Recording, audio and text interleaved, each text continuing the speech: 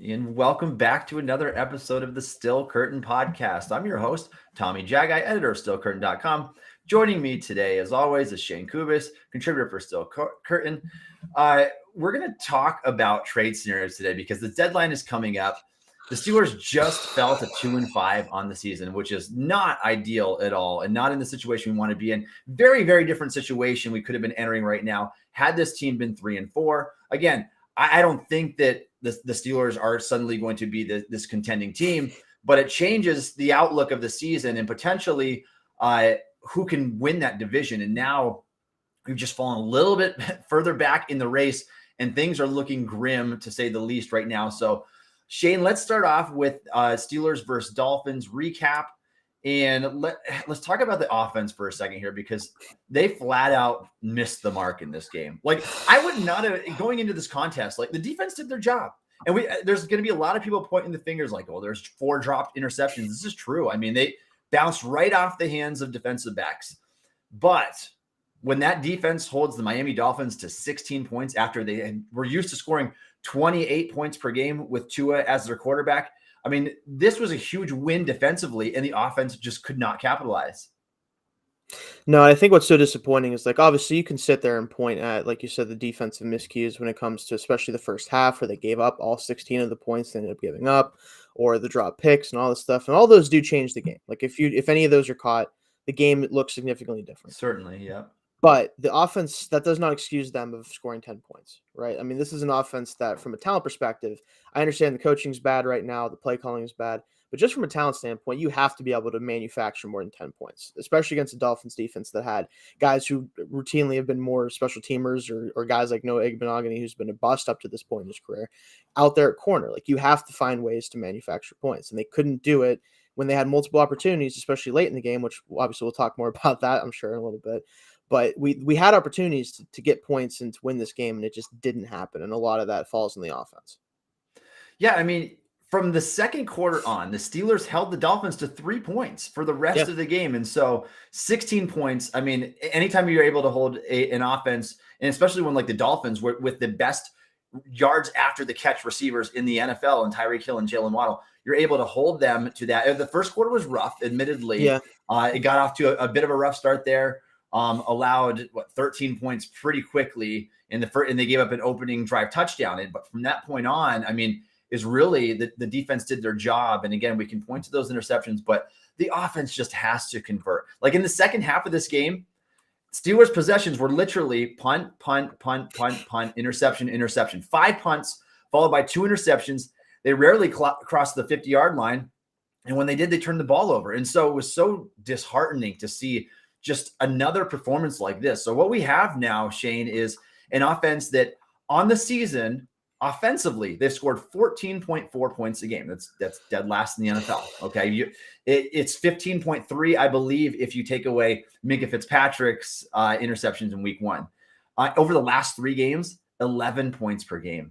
I mean, you just can't win football games like this. No. And I want to update you on the Steelers statistics. As of right now, we're talking, this is the Wednesday entering week 8. The Steelers are 31st in points per game, 30th in yardage per game, 32nd in yards per play, 26th in time of possession, 28th in first downs per play, 28th in yards per rush, 31st in yards per pass, and 24th in DVOA.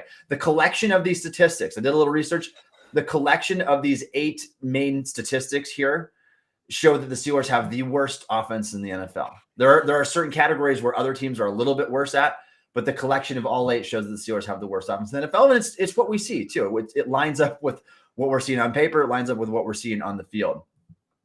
And I agree. Like, you can't look at this any other way. They have the least effective offense, especially. Like, you can talk about, like, obviously the points are down, the yards are down. There's certain things, like you said, we're not last in. But just looking at this team, you can't say anything other than the fact that they just cannot get anything going in any facet of the game. The only thing that occasionally works is the first or so drive, the scripted, and they kind of hit on their passes. They move. That's the one drive of the game that pretty much consistently is okay, at least recently. Outside of that, it's a crapshoot whether or not they're going to move the ball at all. And there's so many factors to go into that, but and because of that, there's no easy fix to this, right? Because you can say fire Canada, although I agree with that. Doing it now, I don't know how much that impacts anything. You could say about the quarterback situation. Neither of these guys that have played are going to do anything with this offense. They're just not going to. Pickett at least has the opportunity to develop, which is why he needs to stay the starter. We'll talk more about him soon, but it's not going to get better just overnight. Like there's not a simple fix that you can just go, oh, just do this and it'll get better. And that I think is what's frustrating for Steelers fans to watch because they know it's not coming anytime soon. It doesn't look like. Yeah. In any struggling team, I mean, there's going to be talks about coaches. In my lifetime, I don't remember as much talk about an offensive coordinator and wanting him to be fired as there has right now with Matt Canada. And I get it because the Steelers offense is so bad. And when you watch the All 22, you can see that these scripted plays, these speed rollouts, everything that he's doing is not working. These plays that are designed to go to the sidelines, nothing is thrown over the middle of the field. There's no room for yards after the catch. I think his design is awful. But again, there might not be a better alternative. Like, I don't know if turning to Mike Sullivan is necessarily going to improve things. And I know what Mike Tomlin is probably thinking is he just wants the consistency for this year, at least with his rookie quarterback. Canada's gone after next season. Oh, yeah, like there's no way on earth. I know he's got a year remaining on his contract, but he's done. He's not coming back. And so I think that we're just going to have to weather the storm, unfortunately. Let's talk winners and losers from week 7 against the Dolphins in prime time. There's definitely some notable winners. I feel like even though we put up just 10 points offensively, there's some on both sides of the ball. So Shane, do you want to go first? Yeah, I mean, I think we have to talk about a guy like Terrell Edmonds, right? We talked about him more and more recently. I believe you wrote something regarding him in an extension with them, like wanting to get him extended. One of us did for sure, but it's just very clear that this defense is better when he plays, right? And I understand Minka's the better safety. Obviously, he's the guy that makes things really go, and Watt when he's in there, obviously too. But things are just different this year. Even when Edmonds missed the game, like it was as bad as it could possibly get against the Bills. And for me, you watch the play against Tyreek Hill, right? That's the development that we hadn't seen the first couple of years of his career that made him look like a serious bust, where he wasn't able to make plays in coverage. He didn't have a feel for what was going on in the back end. Making a play like that against Tyreek Hill, granted, like obviously it wasn't the best thrown ball, and like he kind of bounced off him a little bit, but he got in position, he turned his head around, which is what so many DBs don't do in that situation, and that's how you get pass interference called on you. But he didn't do that. He looked for the ball, he knocked it away, and he kept what would have been probably a touchdown otherwise. Like other safeties might not make that play, and he has the athleticism to make that play, just not the instincts until recently. He's a guy that I think needs to get locked down just to have that safety duo. And when he's back there, like I said, the pass defense just looks so much better, even with the corners being banged up right now. 100% agree with you on Terrell Edmonds. And yes, I did just write an article on why the Steelers should extend him. I mean, they could try to go year to year, but if he keeps playing at this rate, and again, if you throw in like a few interceptions, like say if he gets like 3 or 4 interceptions by the end of the season, that's really going to drive up the price. And so there are incentives behind trying to get a 25-year-old like Edmonds, who is having by far the best year of his career, to get him locked up long-term. The Steelers typically don't do those deals mid-season, that we know that, but it's something that I would like them to do, and I'd like them to try to negotiate with him for sure, because there's something to be said with continuity at the safety position. But Edmonds has been fantastic. Like you could really argue right now that Edmonds has been on par with Fitzpatrick, and Fitzpatrick gets more takeaways, he makes more splash plays in coverage. But my goodness, Edmonds has been incredibly consistent outside of maybe 2 rough plays during the Browns game way back in week 3. Other than that, I think the sample has been excellent. And he's been doing this with no pass rush, like no TJ Watt there to get consistent pass rush. And so for safeties to be performing the way they are still without the Steelers getting any pressure is very impressive. And it's why I think that the Steelers do have the best safety tandem in the NFL right now with Edmonds and Fitzpatrick. And so I'm excited for them. I hope that they can keep the two of them around together for a while. I want to highlight some offensive winners from this game too. It's hard to have offensive winners, it seems like, when your offense puts up 10 points. But these 3 guys that I want to mention, I don't think it was because of them at all. Like I think that they did their part. Those 3 guys are George Pickens, Pat Freiermuth, and Kevin Dotson, a guy that I have not highlighted a lot in a positive light. Let's start with Dotson for a second. I think that Dotson might be coming off the best game of his career. I went back and watched his film, and I watched all the snaps of the offensive line. He was very solid. He didn't allow like any pressures. He was strong in the run game. I just think that it was a very well-rounded game from him. Typically, we're used to seeing like one or two or three really bad missed assignments from Dotson in every game. We just didn't get that with him. We had a lot more consistent Kevin Dotson. I'm like, that's the Kevin Dotson I look like. I'm like, all right, if you play like that, you could be our starting left guard moving forward. And so I was encouraged by what I saw, and I hope to see more of that moving forward. George Pickens and Freiermuth, those guys just catch everything that you throw to them. And I start to wonder, like, why are these guys not getting targeted more? Like, there'll be a stretch where Pickett goes to them, and then all of a sudden they don't get targets anymore. So I want to share this stat with you that I tweeted out the other day.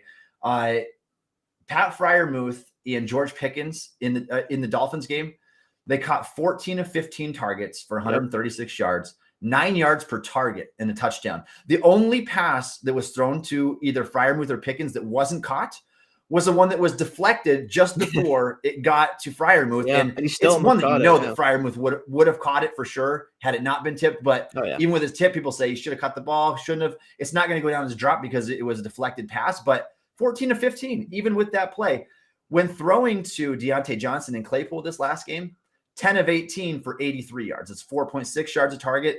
It's literally cut in half. And so I'm not faulting these guys. A lot of it is the scheme and what they're being asked to do.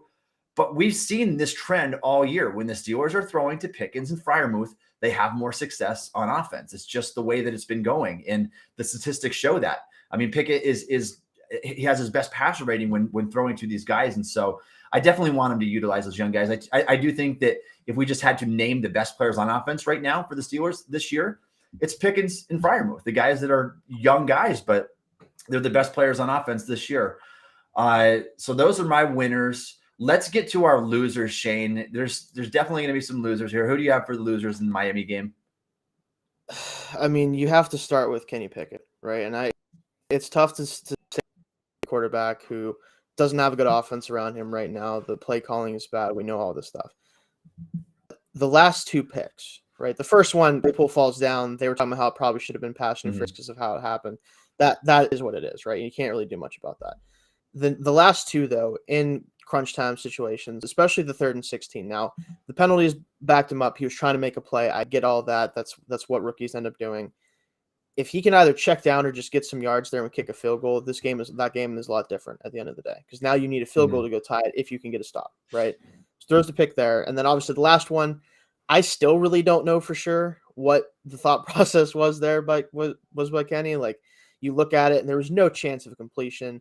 If he just runs or even just throws the ball away, you live to see another down. He had done such a good job getting us down there. The 4th and 10 pass to Freiermuth was fantastic. Like, all these things were kind of leading up to that, and then that happens, and you just go, like, the air just goes out of the stadium, out of everyone watching at home. The room just dies, and it sucks for him. And obviously he'll get better. The interception numbers make it look worse than it really has been for him so far, but losing the game the way that we did definitely hurts for him, and it does suck that he was kind of a loser of this game. Yeah, I mean, we can't talk about this game without talking about Kenny Pickett and the fact that he was detrimental to this team down the stretch, just could not put up any points on the board in the second half at all, could barely move the football. When he was moving the football, he ended up throwing on interceptions on each of those 2 drives late in the game. And so that was, again, a little disheartening. This is his second 3 interception game of the season. We can go back to the other one and say, we could argue maybe none of those were his fault. Maybe only one of them was. This one, it's like, all right, definitely 2 throws that we can at least admit were bad decisions. Like, he shouldn't have thrown that curl on that 16-yard play. And the route design's poor. Like, it was. Yeah, that's 2 goes and 2 curls. And it's like, he's trying to make a play. I know he's trying to throw the ball to the sticks and trying to make something happen. It just wasn't a great decision there with the in-breaking player. And then on the last one, looking at it on the all-22, it genuinely does look like Johnson and Pickett weren't on the same page. It looks like Johnson was going to wheel back around while Pickett thought he was going to go back shoulder. But regardless, I think you have to chalk that up as this was a bad decision. Like, you could live to fight another down there. You can run, chunk off a big play, get up and run another play. And you've got, the time was in their favor still. They had enough time. And so that ball didn't need to be forced, but not a great game by Pickett. A few others I want to highlight as well. I think the rest of the offense did okay. I mean, I think the offensive line was just okay this game. The running backs were just okay. I said, I think that there's really only 3 players that I wanted to highlight in a positive way on offense. The rest of it was, I would say, average at best or below average. And obviously Pickett was a huge factor in the 10 points, and so was Canada. And that goes without saying, but just the game plan all along has been so terribly poor that we would expect nothing else at this point. So I'll highlight a few defensive players right now, despite only giving up 16 points, which I think was a good defensive performance collectively. Malik Reed continues to provide no pressure for the Steelers. He's just not a good football player, not in that role at least. And then 2 cornerbacks, Levi Wallace and Arthur Millette, guys that you can pick on almost every single play because they just don't have any athletic traits to be out there. These are 4-6 guys trying to cover 4-2 or 4-3 receivers, and they get dusted. And you can see it. And it's surprising that they didn't keep going back to him even more than what they did. So those are guys that, I mean, to me, I don't care at all if they're not part of the future plan. They don't really offer the team much of anything. And so I think the Steelers do need to start really thinking about investing in the cornerback position with today's heavy passing league. And so that's just something that they need to be able to improve on soon. Let's talk about Kenny Pickett's grade for this week. You did your QB grade article. I'll have you go first. What grade are you giving for Pickett against the Dolphins? A D. It's just I didn't give him an F or anything. I think the last 2 picks are bad, but he had a lot of nice plays in that game too. I would say, especially the throw on 4th and 10 to Pat. We already talked about a little bit. Like there's flashes of what he does well, right? And you can see that he is capable of making throws that you need him to make when things are going okay for him. But those last 2 decisions really just kind of tank everything for him, because if he throws a touchdown on the last drive of the game for the game-winning score, or he just gets us in a good position to kick a field goal in the second to last drive, his grade looks a lot different. It's obviously wasn't going to be great. We would have scored 17 points at the most in that situation, but it's still a situation where if you take those 2 out, I thought he didn't play terribly considering everything else we know about the offense. But those 2 decisions really kind of drive his grade down for sure. Yeah, I'll go just a little bit higher. I'll say D+. And I'm just giving him a little bit of leeway because the game plan is just so terribly poor. And I think that when you actually did see him go up tempo, when you saw him do some true pass sets out of shotgun, he looked like a much better football player. Now, there's still the 2 very poor decisions in that game. I'm not counting the pass to Claypool. I mean, Claypool, if he doesn't fall down, different result on that one. I don't blame him for throwing a pass down the field. But the other 2 were definitely poor decisions. We can both agree on that.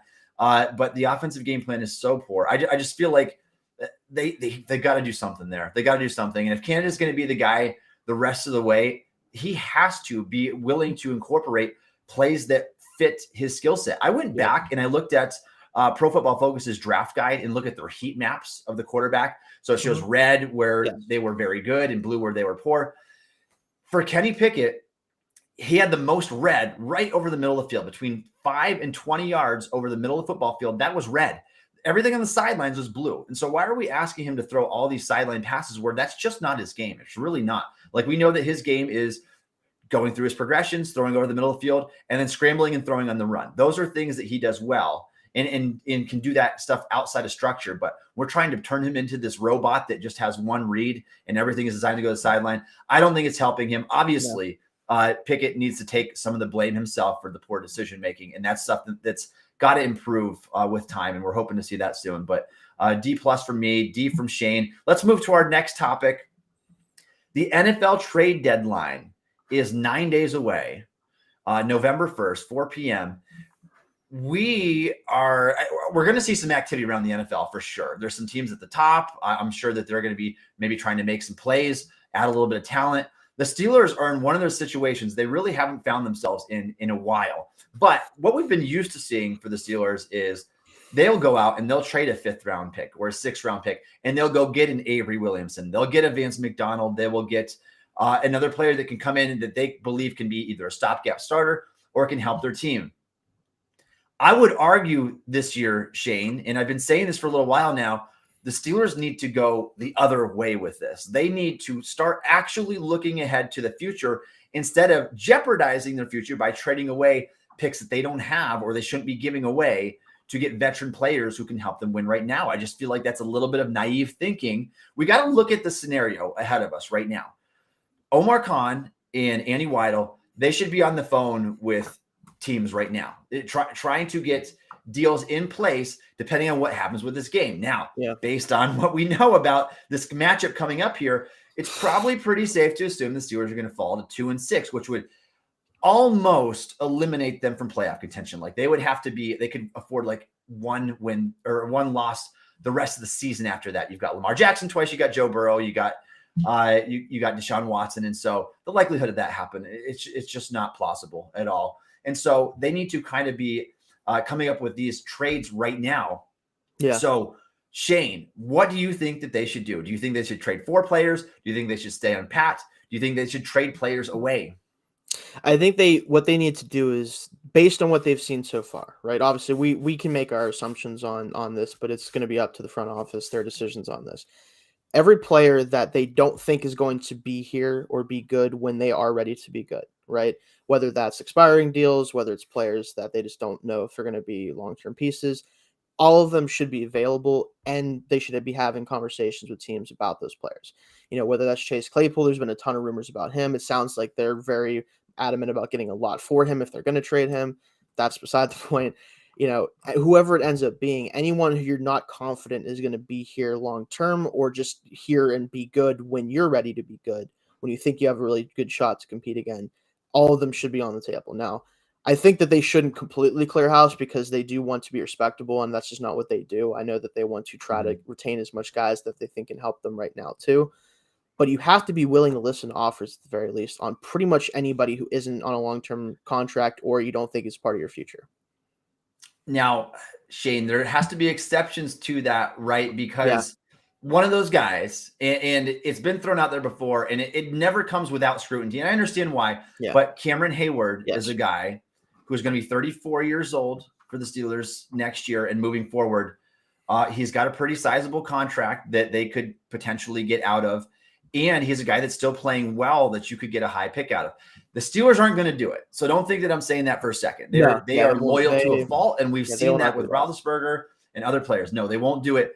But that is something that if they were more forward thinking and more like a few other teams out there, perhaps they would consider moving on from a player like that who, again, if the goal is to be competitive for a Super Bowl 2 to 3 years from now, it stands to reason that Hayward's not going to be part of that window.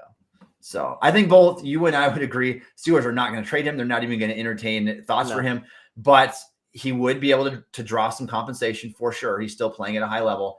And unfortunately, we don't believe probably that he's going to be part of that next Super Bowl window for the Steelers, but he's not one. Let's talk about some other ones though. So which players should be traded away? And I want to start with one, Shane, and tell me what you think. Okay. Larry Ogunjobi is a player who's playing pretty well right now. There was a market for him. If you remember, he signed a deal that was worth $13.5 million a year with the Bears before they backed out of it because they were a little bit scared about his health. So there's a market for this guy.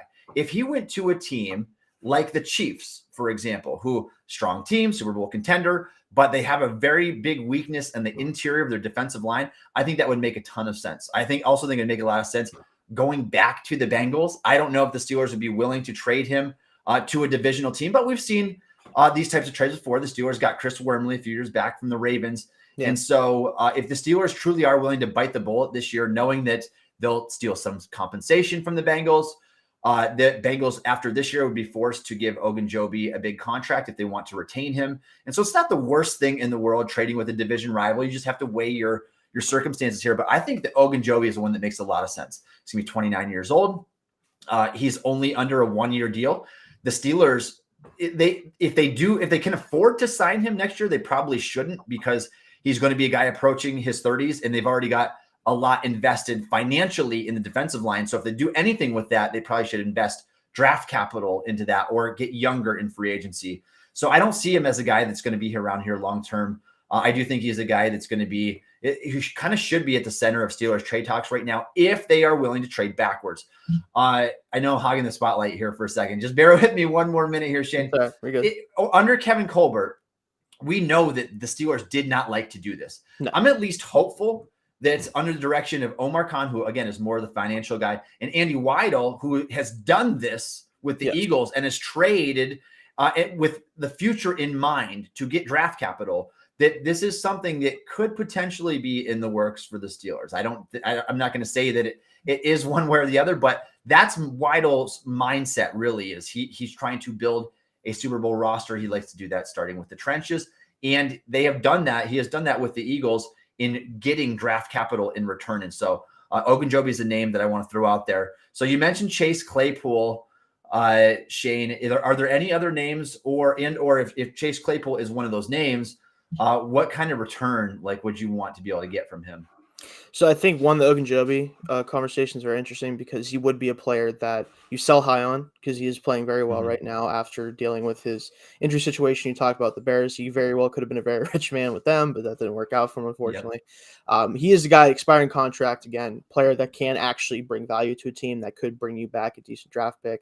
I do like the idea of that because we have so many guys that could use some more playing time on the D-line. Loudermilk could use more reps to see what you have in him. Leal, when he gets back from IR, could be a guy that can maybe play more inside, especially once Watt gets back and they don't ask him to play edge so much. Although he didn't look too bad at it, but still. Realistically, he's a guy that makes a lot of sense. We already talked about Chase. I think another guy that I don't like to talk about him being traded because I think he is our most consistent player at this position, but I don't know if he's a future piece. I don't know if they're going to be willing to pay him more than they already did in this last extension they got from Cam Sutton.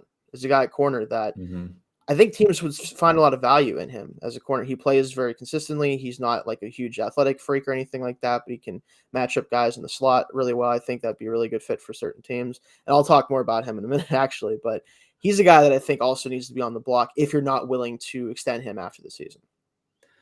Yeah, I know. I agree with you there, Shane. That's going to make a lot of Steelers fans upset. Probably Sutton is a fan favorite, and for good reason. But again, we have to think about the future of this team and lining up that window. Sutton's a young enough guy that he could still be there when that window reopens. But I mean, this team needs pieces. They need to get younger, specifically on the defensive side of the ball. There's teams out there that would be willing to give up a pretty nice pick for Cam Sutton in a Super Bowl window.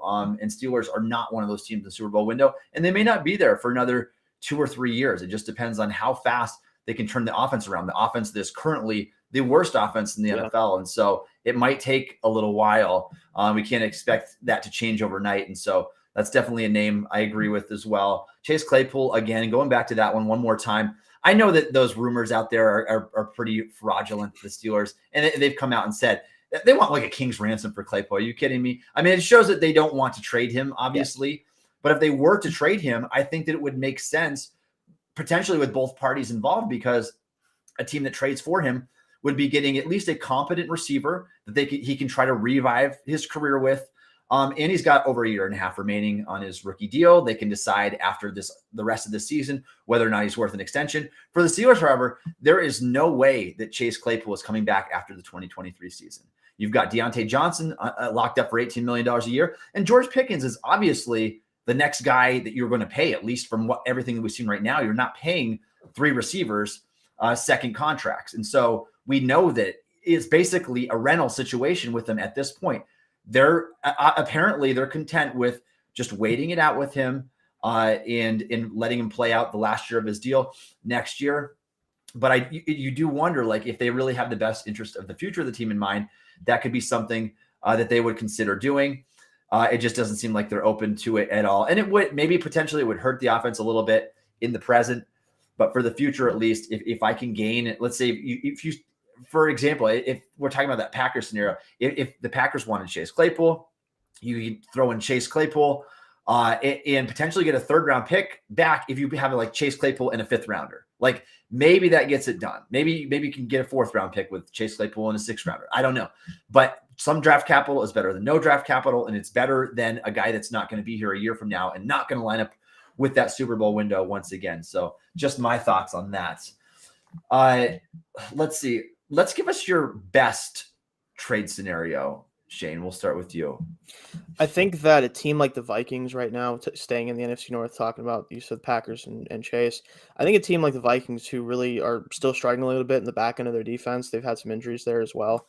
Cam Sutton would be, again, I talked about him before, getting like a 3rd round pick or so from him. That's the same draft capital you put into him years ago. And I think getting that now on an expiring contract, if you're not willing to extend him, I think if they're willing to give him a 2 or 3 year deal to stay, and they know that they plan to do that, then this trade may not make as much sense, because he's going to only be 28 years old when next year comes around. Like, he's not going to be an older player by any means, even at corner. We've seen guys play into their 30s now, and he was never a speed guy anyway, so it's not like he's going to lose too much athleticism there. But if you can get a really like a good pick like that, like a 3rd round pick for him, and put that into hopefully building secondary next year through the draft, that might be worth it with him just being on the last year of his deal. Yeah, I threw a couple of scenarios out there already, but I do like the idea of sending away Larry Ogunjobi just because I'm confident that he's one who's not going to re-sign with the team next Right. year. And we've Exactly. seen that because of the offers that he's already gotten, and for good Mhm. reason. This is the guy Yeah. had, I think, 7.5 sacks with the Bengals last year. He's starting to play really well these last 2 games with the Steelers. And so the Steelers are Cam's contract numbers, they get scary after this year. Like they Yeah. jump up to 22.5 million for each of the next 2 years. That's a lot of money. They can't afford another contract like Ogunjobi's. And so trading Ogunjobi to a team like the Chiefs that are a competitor right now, I think that would make a lot of sense. And maybe you only get a 4th-round pick out of the guy, maybe a 4th-round pick, and you still have to give them like a compensatory 6 or something. It's Right. probably better still than renting him for the last 11 games or whatever, and then letting him walk Right. at the end of the season. You're getting something out of it in this team right now that is just not going to be able to compete for a playoff spot. So those are trade scenarios for Shane and I. We're going to move to our next topic. Let's make an announcement. If you're a fan of the Pittsburgh Steelers and you would like to support the Steel Curtain podcast, please consider subscribing to the Steel Curtain podcast on YouTube. We appreciate all your support. All right, Shane, let's talk Steelers versus Eagles, our Week 8 preview. I'm not encouraged by this. This is 4 straight weeks now, 4 weeks in a row that Steelers are going to be underdogs by at least a touchdown. 10.5 points on the road for the Steelers is the spread opening this week. That's a lot. I mean, we're not used to this. Like, do you remember the last time the Steelers have gone 4 games in a row where they were underdogs by at least a touchdown?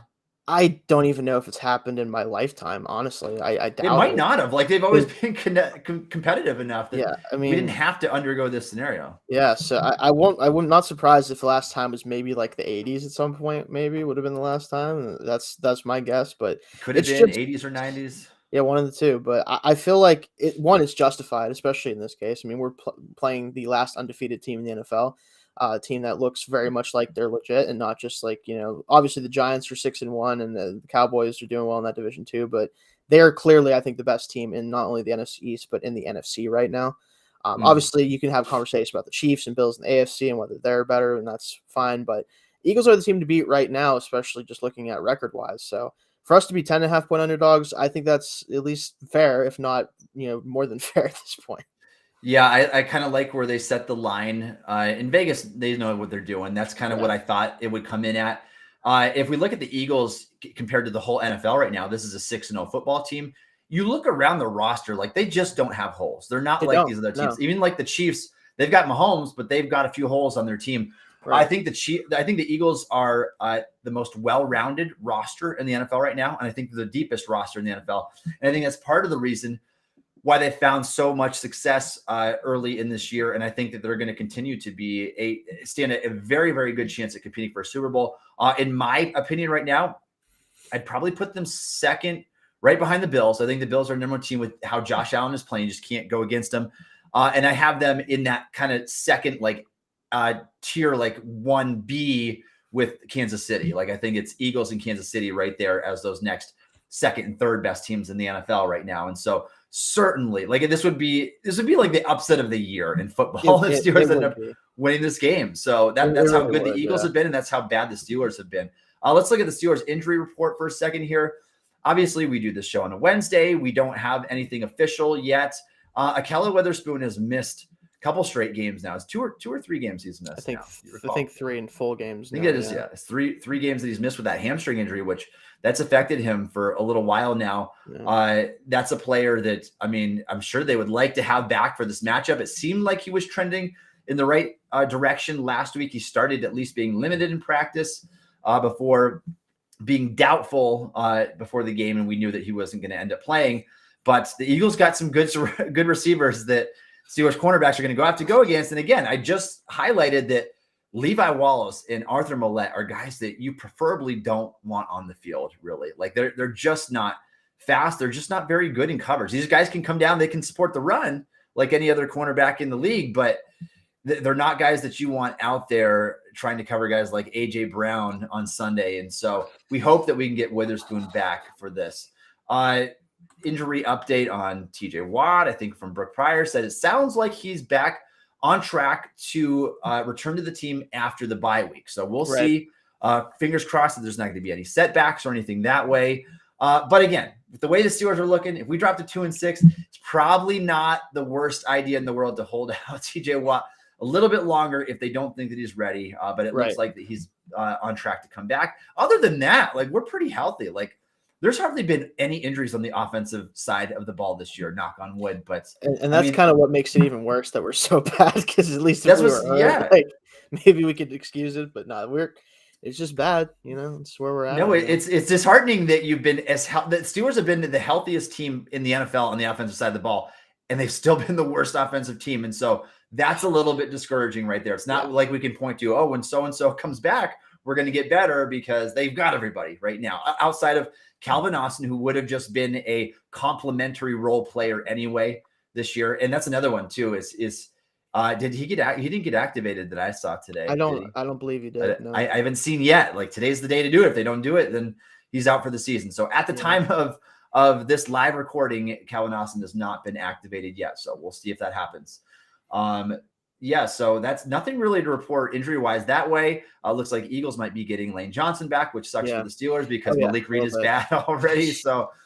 So he's going to have a time over there. And even if the Eagles get injuries, they can kind of afford injuries at nearly any position, because they are even so offensive deep. line, which that's the worst. Yeah, their offensive line their backup offensive crazy. Line is better than some. It's crazy, and it's to think of how they draft. Like, I'm so impressed with their drafts recently, because they target the trenches. They do it early in the draft, even when their trenches are already good. They target them some more. Like, the Eagles' offensive line was a great offensive line. They got Landon Dickerson in 2021, a player that I loved in the draft, and I would have been fine for Steelers getting him in the first round, and he's been that good.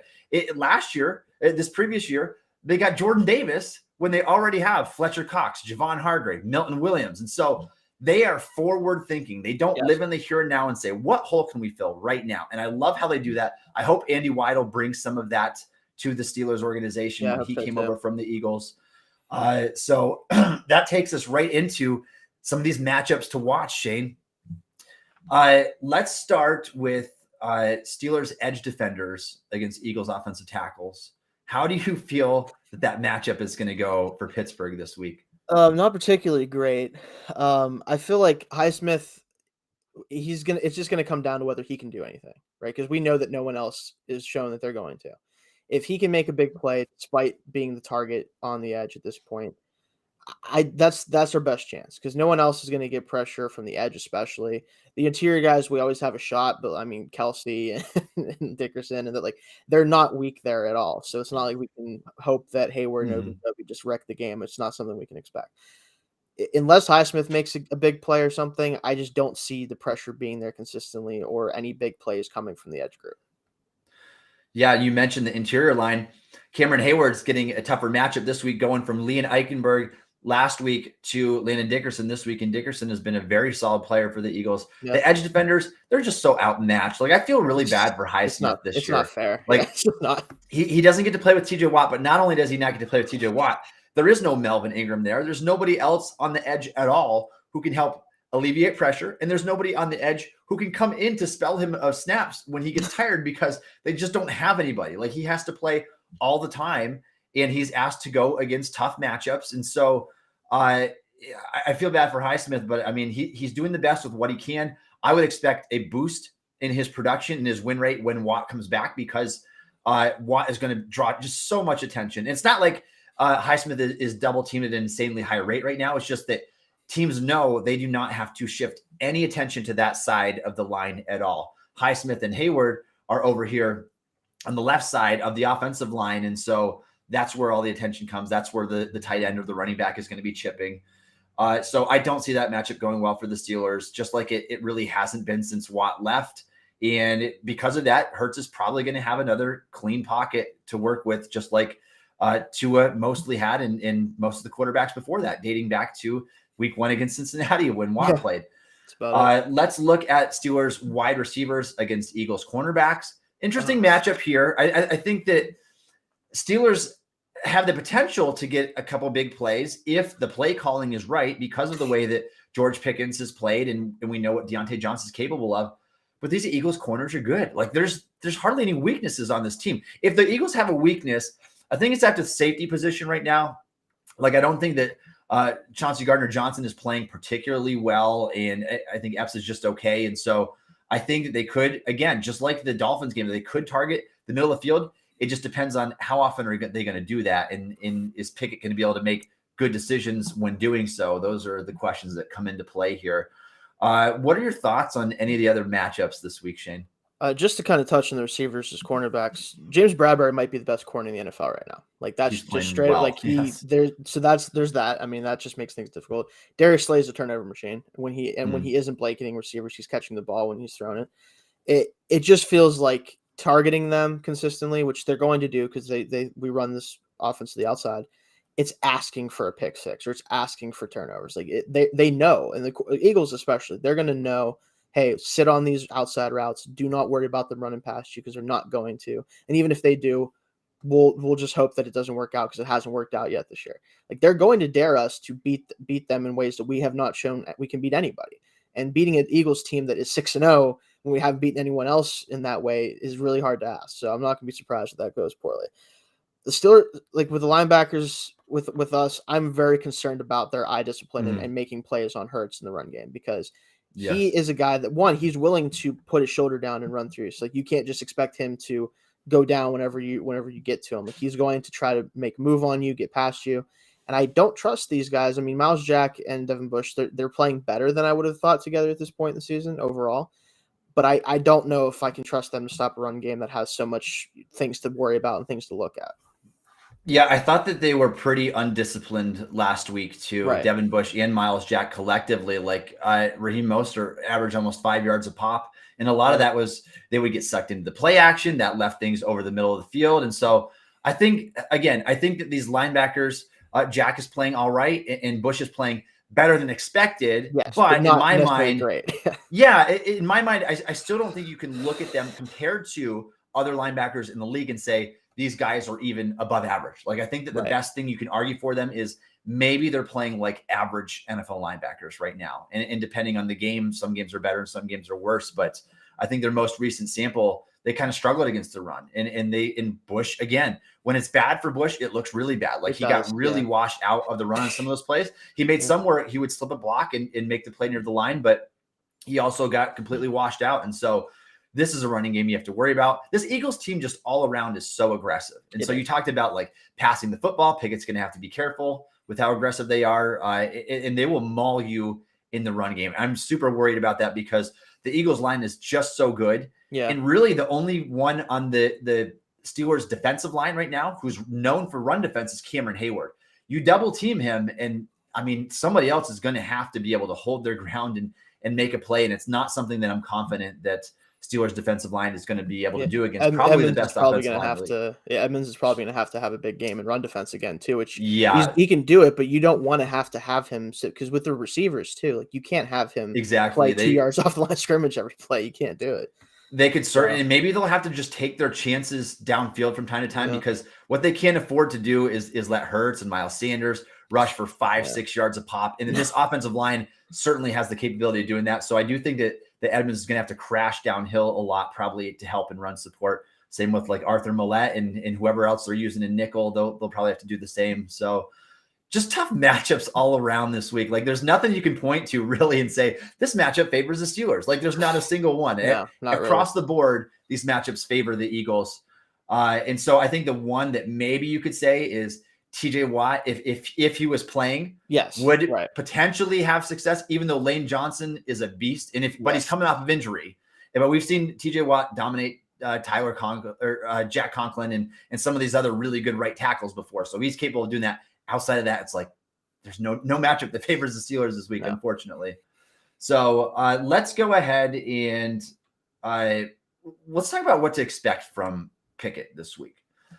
Pickett has not had statistically an ideal start by any means to his NFL career. He's had 2 games of 3 interceptions. He's thrown 2 passing touchdowns with 7 picks. Also noteworthy that he has 2 rushing touchdowns, which matter. So, but how do you feel that he's going to perform this week against arguably the NFL's best team, or at least most well-rounded team? I just don't see a lot of hope for him to play that well, and it's more so about how the offense runs, right? I already mentioned before, everything is so outside centric, and you have two corners who just are hard to beat on the outside. It's just really difficult for any team, let alone a team that just right now doesn't seem to be able to do anything right consistently offensively. You have to, and I know it's not going to happen, and we're going to keep talking about it until it eventually does, probably next year sometime. But the middle of the field has to be the target. I understand linebackers for them are actually playing pretty well in coverage. I mean, they brought in Kaiser White over to be kind of that cover backer. TJ Edwards is playing well, even though he's not the best athlete. He's in the right spot a lot of the time. It's still the place to go. It is. You have to, and they're not going to. I know they won't, and I'm kind of wasting my breath here. But if they don't attack the middle of the field, if they don't make that the focus, it's probably going to get pretty ugly pretty fast for the offense. And whether that means turnovers, whether it means 3 and outs constantly, one of those two is you're going to see a lot of those on the stat sheet. Yeah, I agree completely because the Eagles are just so good everywhere, and you don't want to test those corners. Like No, I feel like Freiermuth is the player that has to be utilized in this game. Like send him down the seam because, like we said, if there is a weakness on this Eagles team, it's that the linebackers are, again, probably just average or to above average, and the safeties aren't playing particularly well right now, which means that you need to try to get some of these post patterns. Like Freiermuth had a dart last week, probably the most impressive pass of his career so far, came to Pat Freiermuth on a deep post, and it was right on the money. And so if he can get a few more of those passes, open up some big plays, that is the area of the field that they need to try to work with. It's just going to be so hard to do it because they're going to have to be well protected enough. And they're going to, and Canada has to be willing to allow him to do that in the first place, which everything, as we know, is designed to go to the sidelines under Canada's offense, which is not an ideal game plan. So especially when we're going against another team that has so much success with running after the catch with their receivers. And so it's just going to be tough. It's going to be really, really tough. Let's get to our predictions, Shane, before we go ahead and sign off for today. How do you feel this game is going? I know we talked about the line here a little bit ago, but give us a score prediction for Steelers versus Eagles. I think 28-14 Eagles. I think the Eagles offense won't have like the best day in the world. I think the defense can manage to do some things pretty well. We already saw last week they were able to do stuff even without the pass rush. But I think the way Hurts is playing right now and the way the offense overall is playing, it's just not a good matchup. They're going to be able to get a few touchdowns in there for sure. And I just don't trust Steelers to score points. Like I'm giving them 14. That might be a little much, honestly, considering what we've seen the last couple of weeks. But I'll say, maybe we come out the first drive and it's a good scripted drive. We maybe get a score and then we score again late at some point. But that's the most I'm willing to give them at this point right now. So certainly cannot blame you for that. Like we said, Steelers are averaging 14.4 offensive points per game. So that'd be right on track with what they do. Yeah. I'm going with a very similar score, Shane. I've got the Steelers losing 27-16. I think that right where Vegas set the line, I think that's right where it should be, 10.5 points. And that's where I probably would have set it as well. It's just hard to see them probably staying within that. So I have them just on the other side of that with an 11-point spread. But I think it's going to be one of those types of game where it's probably going to be one where they're always trailing by a little bit.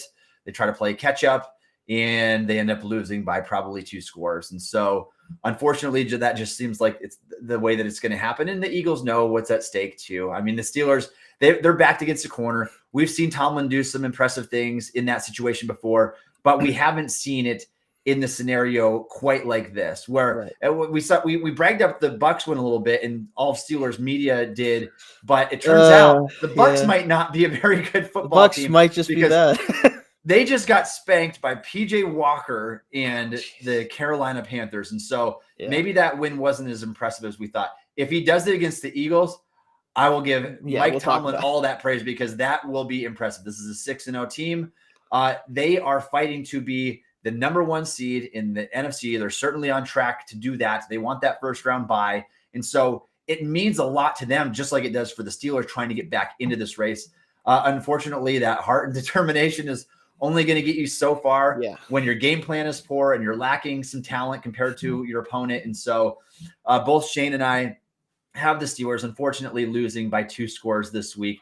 We hope that we can at least see a competitive game. And I think that what every Steelers fan wants to see is we want to see Kenny Pickett take that next step. Like, Yes. if he can look impressive against this very good Eagles defense, I think that that's what we're rooting for at this point. And so we want to see that progression moving forward. All right, let's sign off for today. Thank you for joining us on the Steel Curtain podcast. You can follow Shayne on Twitter at Shayne Kubas. You can follow me on Twitter at Tommy Jaggi. You can download the Steel Curtain podcast wherever you get your podcasts, and also check us out on YouTube. Thanks for listening to the Steel Curtain podcast.